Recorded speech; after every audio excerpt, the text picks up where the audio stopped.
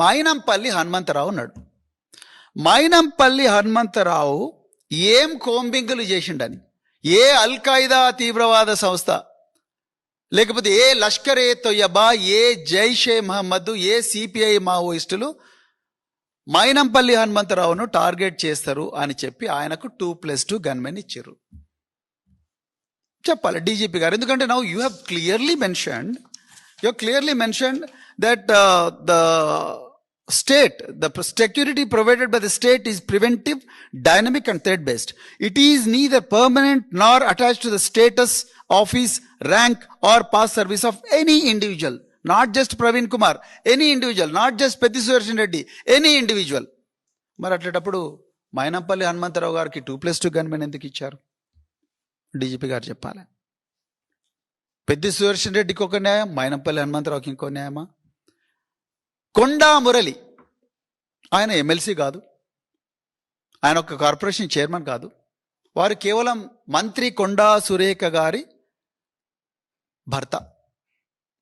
కొండా మురళి గారికి 2+2 గన్మెన్ ఇచ్చారు. వరంగల్ సిటీలో ప్రతి ఒక్కరికి కూడా తెలుసు కొండా మురళి గారు ఆ 2+2 గన్మెనే కాదు, పోలీసు వాళ్ళందరూ పోతే ఆయనకు పోతే పోలీసు వాళ్ళందరూ కూడా ఆయన కాన్వాయ్లో పోతారు.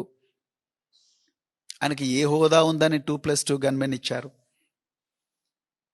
Now you have to tell DGP garu, nor attached, neither permanent nor attached to the status, office, rank or past service of an individual. What service? What is the contribution of Konda Murali garu? What is the contribution of Maynampalli Hanumantarao such that they deserve 2+2 personal security officers?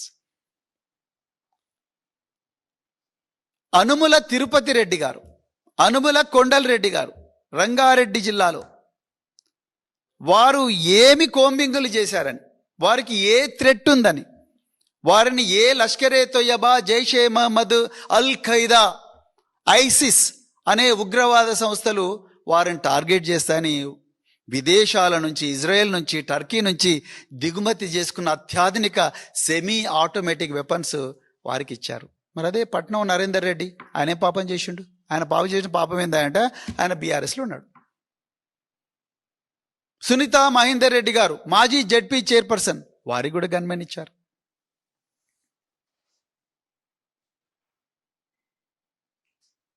ఎట్లిచ్చారు? Anumula Tirupati Reddy గారికి ఉన్నదేంటి, పెద్ది సుదర్శన్ రెడ్డి గారికి లేని అర్హత ఏంటి? ఇవాళ చెప్పాలి మీరు. Because you have to be very fair. తొలి తెలంగాణలో మొట్టమొదటి గిరిజన మహిళ మంత్రిగా అయ్యారు కేసీఆర్ గారి ఆశీర్వాదం వల్ల. ఆమె పేరే సత్యవతి రాథోడ్. సత్యవతి రాథోడ్ గారికి గన్మెన్ తీసేశారు.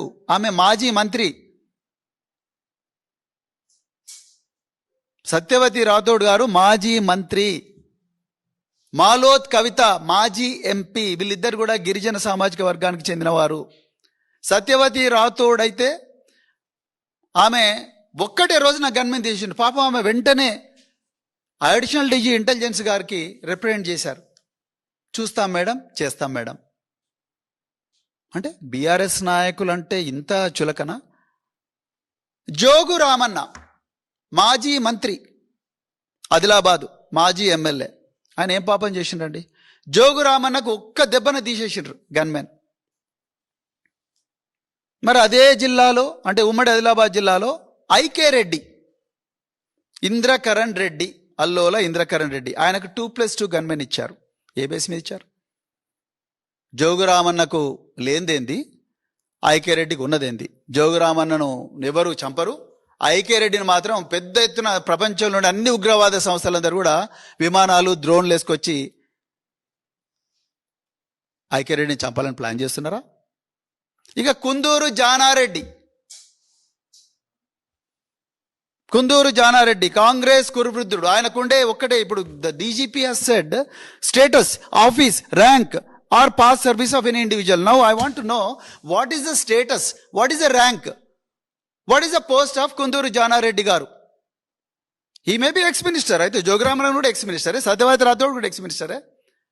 మరి వాళ్లకు లేని స్టేటస్ ఈ కుందూరు జానారెడ్డికి ఎక్కడికెళ్ళి వచ్చింది? ఆయనకు 2+2 గన్మెన్ ఇచ్చారు. నాకు ఎవరో చెప్పారు ఆయనకు అత్యాధునిక బుల్లెట్ ప్రూఫ్ వాహనం కూడా ఇచ్చారని. ఇంటి దగ్గర గార్డు కూడా పెట్టారని. ఆయన ఇద్దరు పిల్లలు, ఒక ఆయన ఎంపీ కావచ్చు, ఒక ఆయన ఎమ్మెల్యే కావచ్చు, జైవీర్ రెడ్డి, రఘువీర్ రెడ్డి ఉన్నారు, వాళ్ళు కావచ్చు. కానీ who is Jana Reddy now? What is his status? ఆయన స్టేటస్ కేవలం రేవంత్ రెడ్డి గారికి రాజకీయ గురువుగా ఉండడమేనా? ఏంది ఆయన స్టేటస్? ఇంకా చివరిగా మీరు బుల్లెట్ ప్రూఫ్ కార్లు అన్నారు. అయ్యా, కర్ణాటకలో బుల్లెట్ ప్రూఫ్ కార్స్ మినిస్టర్లకు లేవు, కేరళలో లేవు, తమిళనాడులో లేవు, మహారాష్ట్రలో లేవు, ఒరిస్సాలో లేవు. మరి తెలంగాణలో ఎందుకు మినిస్టర్లకు? మీరేమన్నారు, డీజీపీ గారు ఏమన్నారు? ఆయన ఇచ్చిన డాక్యుమెంట్ ఏం చెప్పిండు? Government of India has declared that left wing extremism has been effectively eliminated with the armed underground cadres having either surrendered, been arrested or neutralized.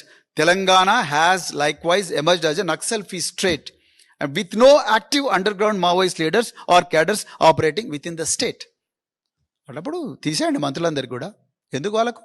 మంత్రులకు, విప్పులకు, జానారెడ్డికి, వీళ్ళందరికీ ఇచ్చిండ్రుగా.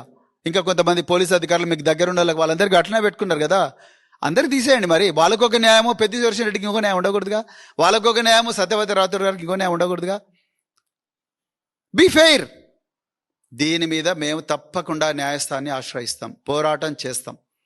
మీరు ప్రజాధనంతో మీరు మీకు ఇష్టమైన వాళ్ళకే గన్మెన్లను ఇచ్చుకొని వాళ్ళ హోదాను పెంచి మా ప్రాణాలకు మాత్రం ప్రమాదం కల్పిస్తే ఈ విధంగా ఒక పెద్ది సుదర్శన్ రెడ్డి లాంటి వాళ్ళు తీవ్ర అస్తత్వతకు గురయ్యే ప్రమాదం ఉన్నది.